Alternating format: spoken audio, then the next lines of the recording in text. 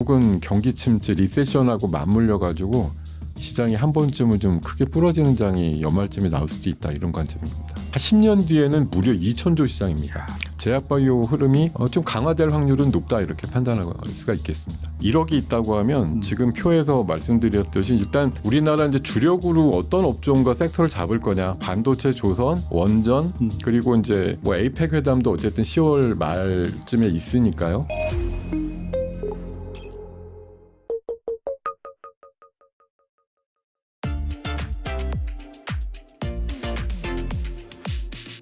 아무튼간에 그 하반기 반도체 업황은 어떻게 보시는지 궁금하네요.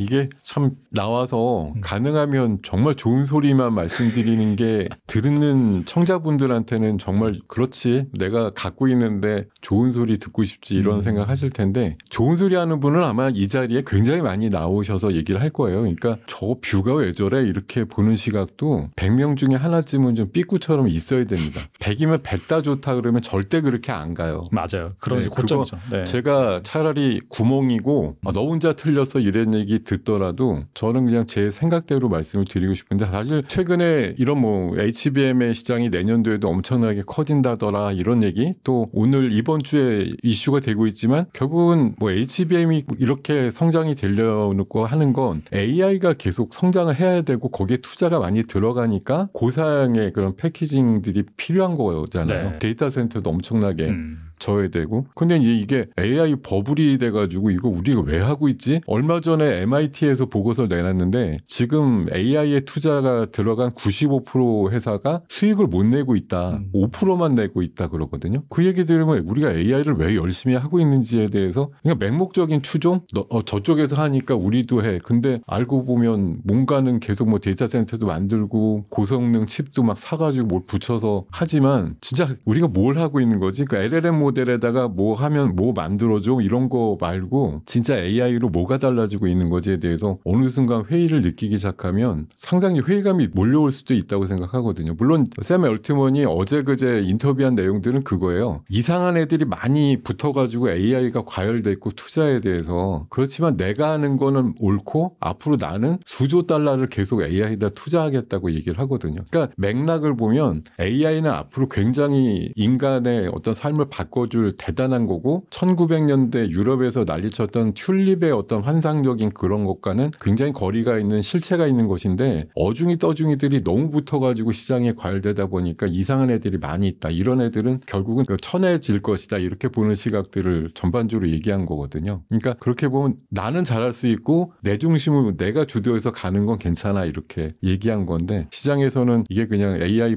그렇죠. 결국은 뭐 3-4명이 모인 어떤 회사에도 수천억의 투자금이 들어가고 지원금이 들어가고 이런 것들이 결국 나중에 보면 버블이다, 이렇게 판명이 났을 때 큰 어떤 상황들이 만들어질 수도 있다고 보는 건데요. 하여튼 제가 보기에는 뭐 이런 거 저런 거 생각해 봤을 때 중간에 이제 AI 버블 얘기 나오면 반도체 종목들 항상 또 조정을 받잖아요. 그리고 이게 지금 삼성이 새롭게 이제 힘을 내면서 파운드리 쪽에서 진짜 빈집에 소들어왔다 이럴 정도로 일감들이 생겼으니까 이쪽으로 막 활발하고 관련되는 소부장들 종목들도 올라가고 이런 것들은 현재 한 2-3주 동안 잘 만들어지고 있는데, 어제 나온 어떤 기사를 보면 낸드 쪽의 장비에 대해서 지금 하반기 때 발주가 거의 안 나온다는 얘기들도 있거든요. 일감이 별로 없어서 네네. 암만 뭐 발주를 안 넣어서 소부장들 공급할 수 있는 캐파가 별로 없다.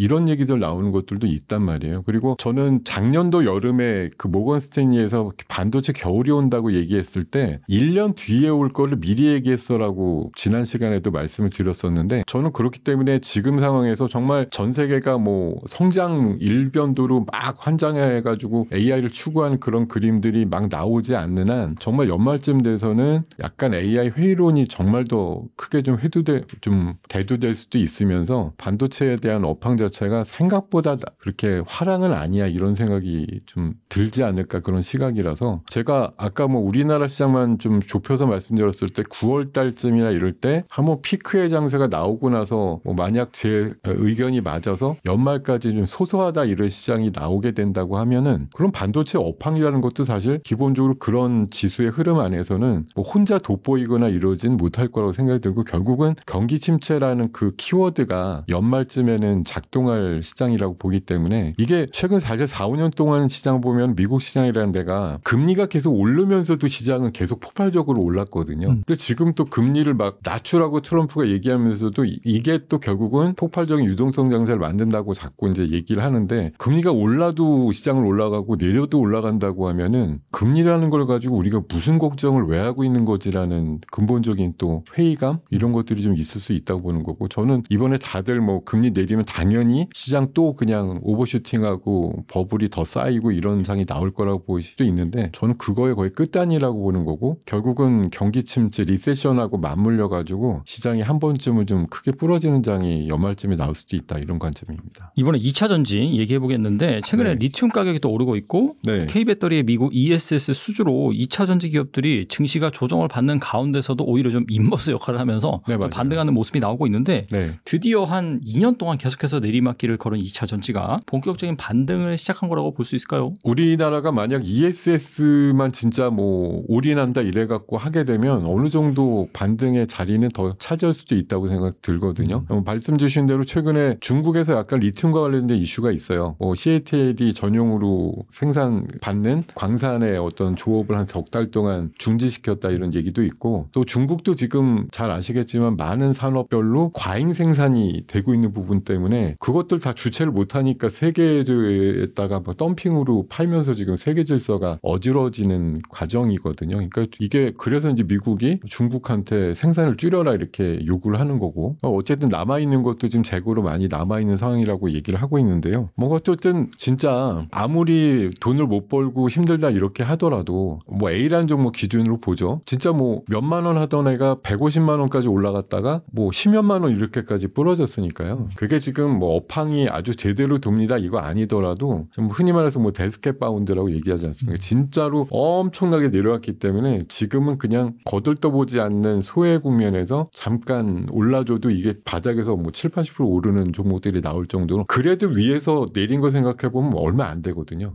그런 사이 그러니까 몇 가지 이슈들 또 유럽에서 지금 전기차 잘 팔린대요. 전기차 캐즘이라고 요새 잘 얘기 안 합니다. 다만 중국산 LFP 배터리 점유율이 계속 높아지는 게 문제죠.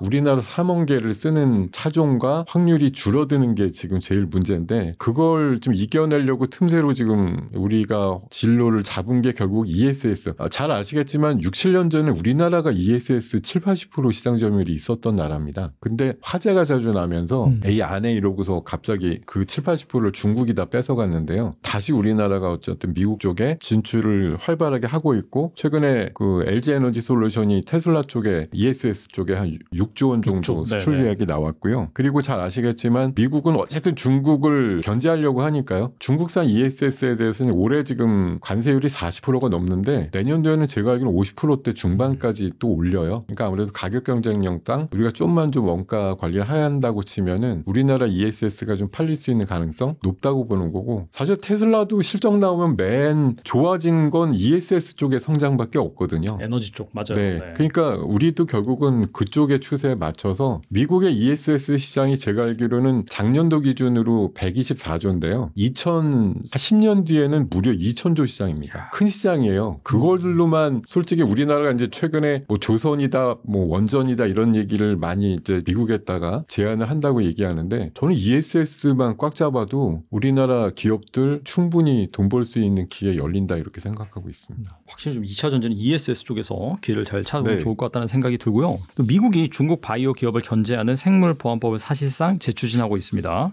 조선, 반상, 원전이 강세를 보이는 동안 상대적으로 좀 소외됐었던 바이오 업종이 이번 조치로 인해서 반전의 좀 카드를 보일 수 있을까요? 사실 그 생물보안법이 작년도에 뭐 내내 추진된다 이럴 때 그 CDMO라든가 이런 쪽에 관련된 이제 기업들이 몇 개 좀 움직이긴 했었는데 결국은 작년 말쯤에 최종 그 통과 내지는 승인을 못 받으면서 그냥 유야무야 됐거든요. 근데 어쨌든 미국은 뭐 중국을 어쨌든 억누르는 게 제일의 지금 정책이자 원칙이니까 생물보안법에 대해서 재추진 얘기 방금 말씀 주신 대로 다시 한다고 최근에 보도가 되고 있고요. 다만 이게 생물보안법이 통과가 돼도 유예기한이 최소 5, 6년은 됩니다. 그러니까 이게 당장 라인을 바꾸거나 임상 거래처를 바꾸거나 이렇게 빨리 진행되지 않을 확률도 있기 때문에 생물보안법 자체만으로 우리나라 바이오 기업들이 대박을 맞을 거야 이런 기대감을 갖는 건 조금 섣부르다고 생각하고요. 이게 제약바이오단에서 그래서 사실 우리 기업들이 물론 최근에 기술 수출과 관련된 성과들이 꽤 나오곤 있지만 전체 그런 파마 시장에서의 점유율은 우리가 뭐 2차 전지다, 반도체다 이런 것과는 사뭇 다른 정도의 미미함이거든요. 그러니까 우리가 그리고 그런 이제 생물보안법에 중국을 견제하거나 대체할 수 있는 다른 나라들이 또 많이 존재한다는 거죠. 그래서 이게 중국 아니면 우리야 이렇게 볼 시각은 아닌 것 같고요. 다만 최근에 뭐 그 이중항체라든가 뭐 비만의 제형과 관련된 이슈들, 뭐 장기 지속형이라든가 심지어 경구용 또 패치형 이런 식으로 계속 제형이 바뀌어지는 거에 있어서 나름대로 기술력을 발휘하고 있는 회사들이 여러 나오고 있기 때문에 그런 쪽으로 집중하시면 말씀 주신 대로 어차피 사이클상 많이 올라간 건 결국은 절정 이후에 조정이 나오는 거고 바닥에서 오래 기고 있던 쪽은 또 어쨌든 금리 인하의 어떤 상황에서 제약바이오에 좀 유리한 환경이 기본적으로 만들어진다는 관점에서 보면 제약바이오 흐름이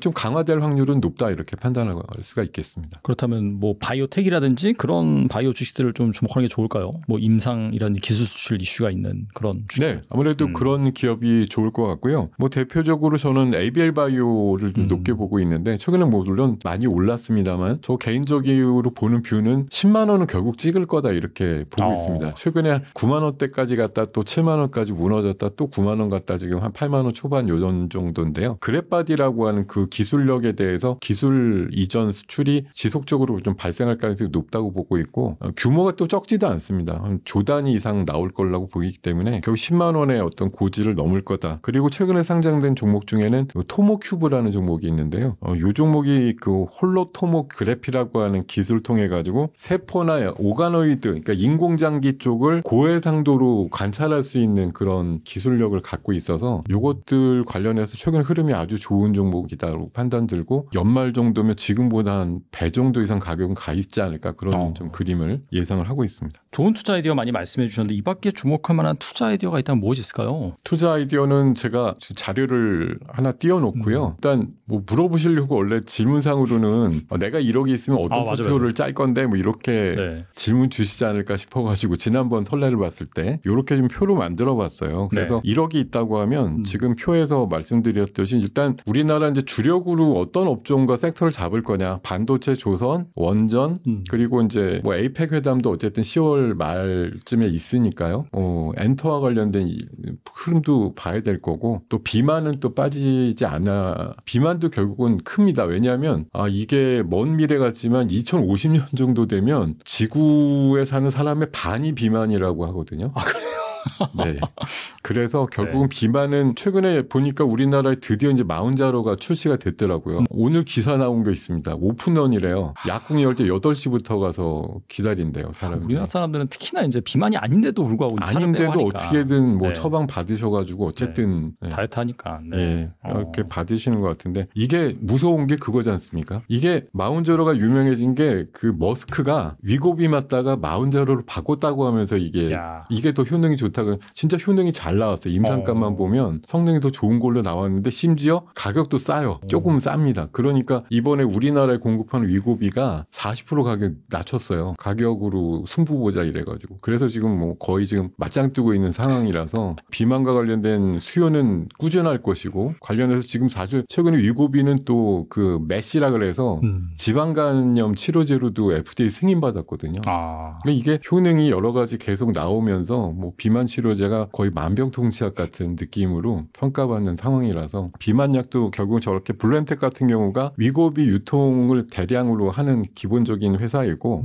이번에 아마 전공의 이슈에서 전공의들 대부분 이제 복귀하는 수순이 됐잖아요. 이제 그러면서 정부에서 아마 강력하게 추진하는 게 비대면 진료에 대한 부분이거든요. 비슷한 사례에 나왔을 때 사람은 없는데 진료는 받아야 되겠고 모든 사람들이 5% 갈 수는 없는 거니까 비대면을 이제 이번에 공고하게 좀 하자 이런 논리예요. 그래서 비대면 의료를 받게 되면 결국은 약도 비대면으로 받아야 되거든요. 거동이 어려우신 분들이 비대면으로 화면으로다가 의사랑 진찰은 받았는데 그러면 걸어가서 약은 사올 수 있느냐? 그건 또 아니다 이렇게 보는 거라서 약도 결국은 배달을 해야 된다 이런 시장도 앞으로 열리게 될 거라서 저 회사 같은 작년도에 강남 쪽에서 약 배송과 관련된 시범 사업을 했던 적도 있기 때문에 그런 점을 좀 주안점으로 보시면 좋을 것 같아서 저렇게 비중별로 하고 이번에 이게 지금 지수가 고공권이란 말이죠. 어쨌든 우리가 평상적으로 2,400 이러면 낮은 가격대지만 지금 어쨌든 3,100대 있기 때문에 웬만한 투자가님들이 국내 투자하시는 분들이 경험해보지 못했던 높은 지수대예요. 최근 30년 동안 3,000을 넘은 적은 2020년도에서 21년도 넘어갈 때 몇 달 동안 딱 한 번 있었고 이번에 두 번째거든요. 사실 맞아요. 보면은. 그러니까 되게 높은 지수대예요. 그러니까 지금은 시장이 막 흔들흔들거리죠. 백척간두라고 해서 올라가서 장대가 기니까 누가 옆에서 흔들면 진폭이 커집니다. 우리 최근에 시장 보면 장중 진폭이 굉장히 크거든요. 막 4, 50포인트 올라가는 것 같은데 오후 되면 보합되고 어떤 날은 50포인트 빠지다가 또 보합되고 이런 식으로 변동성이 커지는 시장이라 그거 대응하시려면 최소한 현금 30%는 있어야겠다. 이렇게 관점을 가지고 해당되는 포트를 좀 짜봤으니까요. 참고하셨으면 좋겠습니다. 오늘 나와주셔서 정말 좋은 말씀 많이 해주셨는데 끝으로 이 영상을 보고 계신 투자자분들을 위해서 한 말씀만 부탁드립니다. 네, 이번에 사실 기분 좋게 올라가는 여러 섹터들 중에 정말 대단했다 이렇게 느끼는 거 저는 한마디로 말하면 캐대언이라는 그 용어를 이제 전 국민이 다 아실 법하죠. K-팝 데몬 헌터스라고 하는 거. 우리나라 자본과 우리나라가 만든 건 아니지만 우리나라 소재가 대거 등장하면서 거의 뭐 우리나라 영화다 이렇게 또 우리나라 뭐 많은 그 관련된 인물들이 들어가서 뭐 노래를 부르고 OST를 부른 게 심지어 빌보드 1등을 하고 있고 맞아요. 넷플릭스에서 9주 됐는데 또 1등을 하고 있고 우리나라 소재가 굉장히 중요해요. 그래서 제가 올해 내내 계속 주장한 게 있는 것 같아요. 가장 한국적인 것이 가장 세계적인 것이다. 그래야 길고 오래 간다 이렇게 보는 거고요. 어쨌든 K 콘텐츠, K 한류의 붐이 우리나라 시장에 어떤 녹아들어가지고 많은 종목들이 올리고 있다는 관점이고요. 여러분들도 시장을 보실 때 우리나라에서 분명히 1등 하는데 이게 세계에서도 먹힐 것 같아. 세계인이 좋아하는 어떤 콘텐츠와 그런 것들을 좀 하는 회사가 뭔지 아직도 발굴이 잘 안 되는 회사들이 있을 거라고 보기 때문에 하반기 남은 시간에는 그런 것들을 조금 더 찾아보는 그런 노력들이 좀 계셨으면 좋겠고 뭐 자리가 된다고 하면 다음번엔 그것들을 조금 더 연구해가지고 올 수 있도록 노력하겠습니다. 네, 다음에 나오실 때는 또 시장이 어떻게 될지 참 궁금한 상황인데 앞서 말씀해 주신 것처럼 곳곳에 약간 위험 요소가 도사리고 있으니까 100% 풀 주식 비중보다는 적절히 또 뭐 슈팅이 나올 때 현금을 확보하신 다음에 좋은 기회를 잡으셨으면 좋겠고 다음에 나와서 또 어떤 좋은 투자 아이디어가 있는지 대표님과 함께 나눠보는 시간을 갖도록 하겠습니다. 네, 지금까지 김동혁 대표님 나와주셔서 감사합니다. 네, 고맙습니다.